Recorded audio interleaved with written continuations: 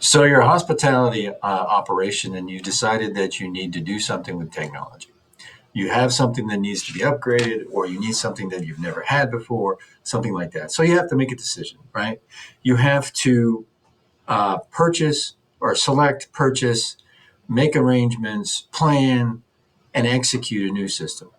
Integrate your new system to your old systems, if you have any, all of that stuff. Just as I expand on that, uh, you can tell that there's a lot going on there. Right? There's a lot of moving parts to this. And if there's one aspect of this information technology for hospitality that a non IT manager will have to deal with, is this one.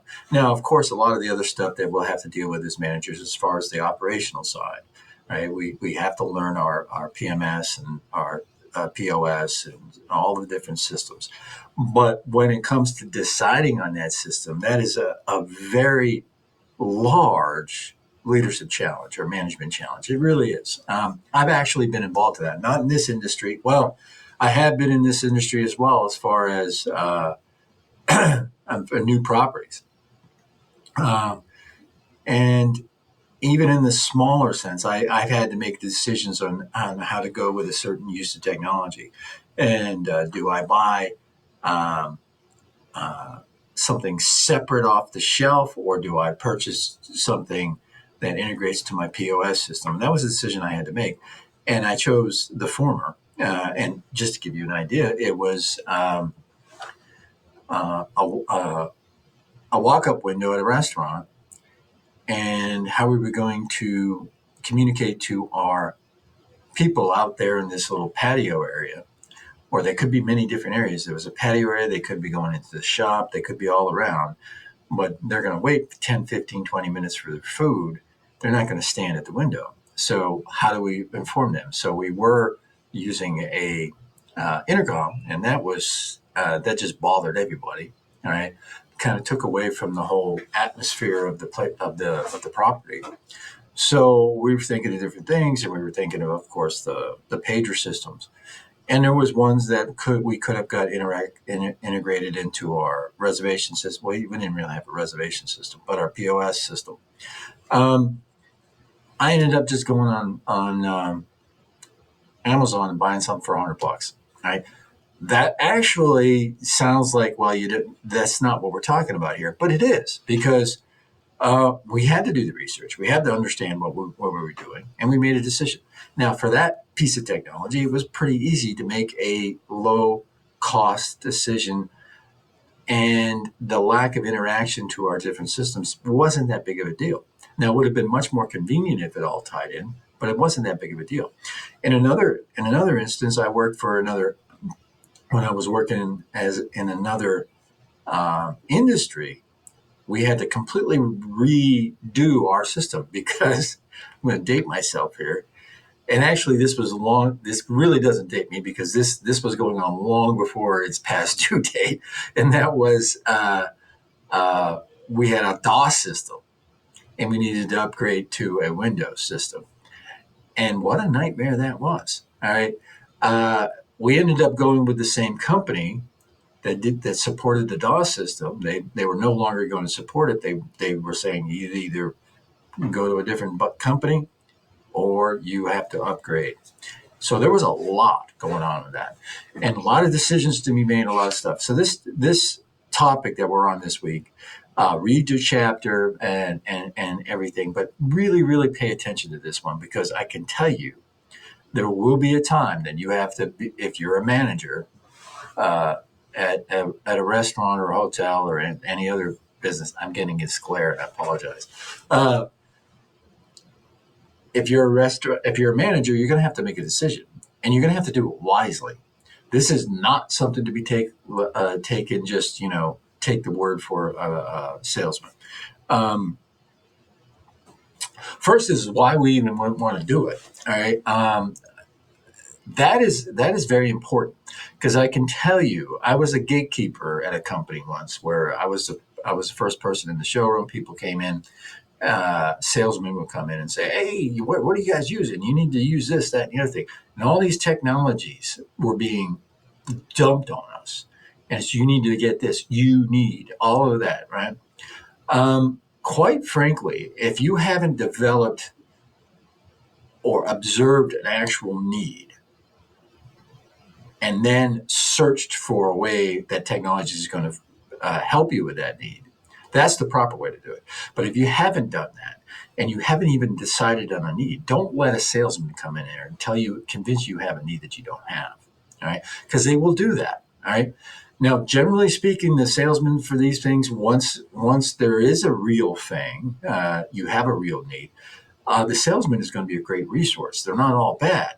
All right. Because I was a salesman, so I can say that, or I kind of have to say that. But they're not all bad. They can be your best friend. However, their priorities are not your priorities. All right. So you absolutely have to understand that, and you cannot take their word for everything. Okay. And even if there is a need and you get somebody and they're working with you and it's all good, the details, all right. I can't tell you how many times I said, well, what about this? Well, that can't happen. And then I made the decision. And then coming back, it's like, well, why aren't you doing it this way from somebody else? And I'm like, well, because I was told I can't. Well, you could, but it wouldn't be profitable for the people that were selling you the software. So you need to do your due diligence big time. All right. And so you got to choose the right system. You got to choose the right vendor. You're going to do that like you would anything else. You're going to look at reviews. You're going to look at the product and the vendor, right? Because that's two different things. The product might be a technology product that is made at a different company or whatever. Oftentimes, though, it's the same people. The people that develop the software or the system are the ones selling it and the ones installing it, right? In that case, either way, you need to do your research, okay? And you need to make sure that if they are one or the other, that the system is what you need. Don't compromise on certain things. You have to prioritize, right? And then you have to decide how it's going to work, right? Don't be too cheap. I had a boss that same company I was telling you about where we went from DOS to Windows. The package that the company intended on was okay. This is a new system. We understand that the computers that you had and this, that, and the other thing, the various pieces of hardware that you had for the old system, which was DOS. And those of you who don't know what it means, it just illustrates how old it was. It was one of the first computer systems as far as we know them today. And it would so we needed new software or new hardware to support this new software. The CPUs that we had just didn't have enough power. So my boss was cheap, and he just bought new upgrades that he did himself for the different stations he had. Bought some used computers, and it was a nightmare. All right, they all crashed, and the people come in and says, where does our responsibility end and yours begin when it comes to the fact that you didn't buy your hardware from us? Now, some companies won't offer you the opportunity to buy hardware. Some will. That's a tricky situation because they could be just selling you that to get more money out of you. Oftentimes, though, the reason why it's done is because if they sell you the hardware along with the software, they know that it's compatible and they know or they have a better idea what it's capable of doing and that it's going to meet the needs of the system. So I would recommend doing the full thing, but you have to understand some will try to gouge you on those prices. If they say, okay, we'll provide the whole thing, and then you look at an itemized list and the CPU, which is an off the shelf one, but one that's been vetted for the system. And if you look at it somewhere else and it's like 40% cheaper, then you want to take that in consideration. All right. Then you want to make sure that what you need is what you're getting. All right. As far as there's much more than this than just what the system is capable of doing. There's the training, right? What kind of training are you going to give me? Oh, here's a book, figure it out. All right. That's not good support. Other forms of support. are they prepping the site, or is that something you have to do? Are they coming in and really doing due diligence, or are they doing too much that are just doing this so they can charge you? So it's all stuff you have to take into consideration. This is a big one. The initial data transfer or data entry. Uh, Again, my chief boss said, okay, the company, we could have sent things, everything, all of our stuff to the company, and it would have boom. Well, as far as we concerned, from what we saw, it would have transferred right over. Other times I've been in where there's different companies involved, and they understand that there is a glut of information from your old system that has to get in a new system. Now, nowadays, it's generally speaking pretty easy where it just transfers over. But back in the day, it had to be, and some systems were incompatible with each other. It had to be, uh, downloaded, changed to a different format, and upgraded, or sometimes actually typed in or processed in. All right. So who's going to do that, and what's the necessity for that? Right. So you want to make sure that that's done. Um, the conversion to everything. Who's responsible for that? Documentation, all that stuff. Contingency planning. Do you have some kind of contingency plan if this doesn't work? Whose fault is it if the KISS system crashes under these circumstances, or it's this circumstance, stuff like that? If it's not in the contract, they are not obliged to do it. All right.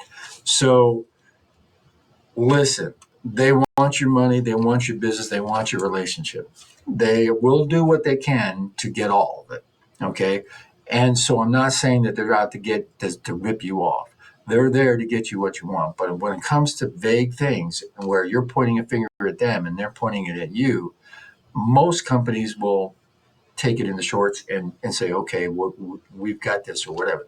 But you want to make sure that you have that relationship and you have those specifics in writing, right? Because I can tell you, it can get really, really confusing, all right? And not only confusing, but expensive. All right. So now the last thing I want to talk about is the integration. There's two ways to integrate your system. You can integrate it by they come in, they install the new one, you're still working on the old one, and then today's the day at midnight, we're turning one off and we're turning one on. Boom, we have a new system. All we have to do is work the new system. All right. All of the uploads have been into the system. Now, generally speaking, before that, you're going to have some kind of trial run, but that is just boom. It's pretty abrupt, right? Our book really kind of just barely touches on that. I've studied a lot of other research and in my own experience where a lot of people include a lot of different terms for it and different stages of it, but it's basically, uh, you know, going hot from, nothing, right? So direct cutover. And there is advantages to that, but there's disadvantages, right? In our discussion this week, we're going to talk about all that. So, and then there is the parallel, all right? And there's advantages and disadvantages to that. The parallel would be, okay, we introduced the new system, but we have the old system. All right. Now, most of us would say off the top of our head, well, that's a better system because we're not losing anything if the new one doesn't work. All right. However, there are some problems with that as well. And we're going to talk about that in the discussion. So this was a little bit more from my take as someone who's experienced this than some of the other things that we've talked about in this course. All right. Uh, I have seen firsthand how nightmarish a bad mistake can be in this. All right. I've seen it at all levels. I see it well, not at all levels, but multiple levels. When we've got something new and we didn't do our due diligence, and we saw that at the new stage. And I've been gone into a system or into a company that had an existing system that they didn't do that 10 months ago or whatever. And then we were feeling the pain. So very interesting subject. If there's one thing as a manager that you'll need to wrap your mind around, it's this right here. All right. Well, it's all important, but this is something that will give you a nightmare. Some will get you fired if you don't do it right. All right. Let's have a good week. Thanks for watching.